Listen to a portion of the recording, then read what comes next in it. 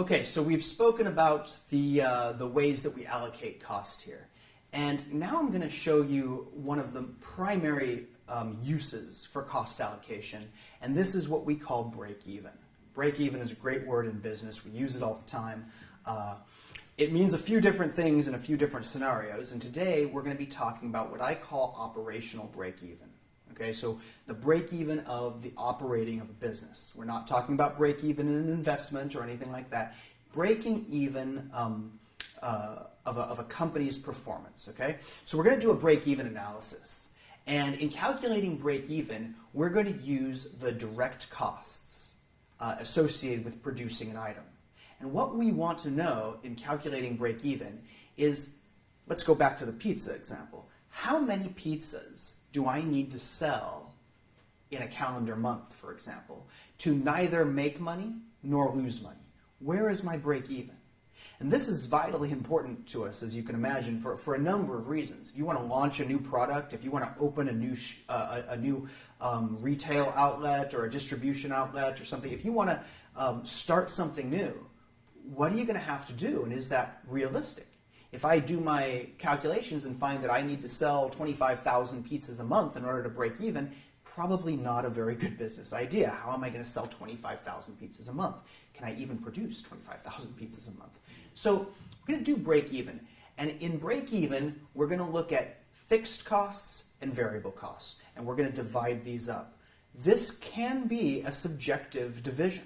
A lot of times you can take a cost that's variable and throw it into fixed because it's easier that way. Or take a cost that's really by nature fixed, but we're going to make that variable because it's easier that way. What's important is that you've properly identified what your costs are. You need to know what your costs are. You're not forgetting a cost. There's not a cost out there that's hidden, that's not entering into your formula, because that's where you're going to get into trouble. But once you know what your costs are, then it's pretty easy to determine, do I want to label this as fixed or variable? Is this a cost that I just kind of have to pay a flat fee month after month after month? Or is this something that's really going to change a lot with each pizza that's ordered? Now, if we look at something, look at my gas bill, right? My natural gas. I have a gas pizza oven, okay? Well, the more pizzas I bake, the more gas I'm likely to utilize. So my gas bill is really a variable cost associated with the number of pizzas I produce. But that's going to be a nightmare in accounting. So I'm going to call my gas bill a fixed cost. That's just the way I'm going to do it. Okay? That's going to be much more relevant to me, applicable to my scenario. That's going to be an easier way to categorize that cost. So I'm going to look at my fixed costs, and the first thing I need to do is I need to calculate my contribution of each item. In this case, we're talking about pizzas. So what do I mean by contribution? Well, I sell pizzas, and let's say I sell my pizzas for $10. So I sell my pizzas for $10, and each pizza costs me $3.60. Okay, that's the variable cost of a pizza. It's what I pay for the dough, the cheese, the pizza sauce, the toppings, $3.60. Well, this means that I have a contribution of $6.40 from each pizza. I sell it for $10, the direct cost is $3.60, so the contribution of the pizza is $6.40. So now I just take my fixed costs, which were all the other costs that were not labeled variable. They didn't go into the making of that pizza. My fixed costs need to be paid off. So what I do is I take my fixed costs, which in this example we'll say is $4,000 a month.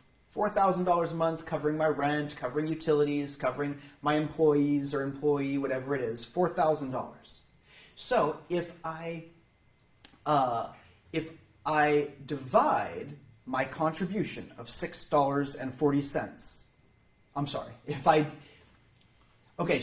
divide my fixed cost, $4,000, by my contribution, $6.40, I find that I have to sell 625 pizzas a month to break even, right? Because for each pizza I'm selling, $6.40 gets contributed to my fixed costs. So once I've sold $625, all of my fixed costs have then been covered. My variable costs are already covered because I've subtracted that to get my contribution. So when I sell 626 pizzas, I have finally made $6.40 of profit. And for each pizza after, that contribution becomes my profit. Now, it's very important for me to know the number of pizzas I need. And that's what we call, that's our standard break even, is the number of pizzas, the number of units I need to produce, the number of hours I need to bill.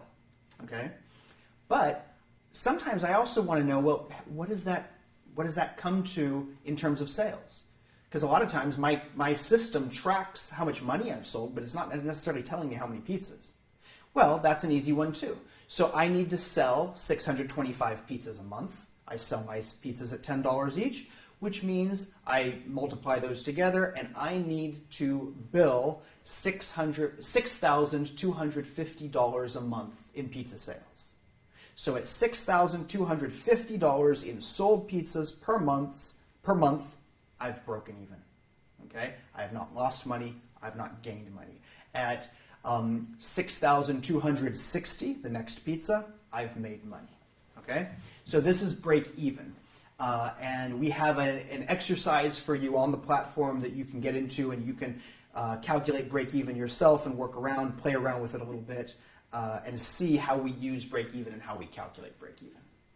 Thank you.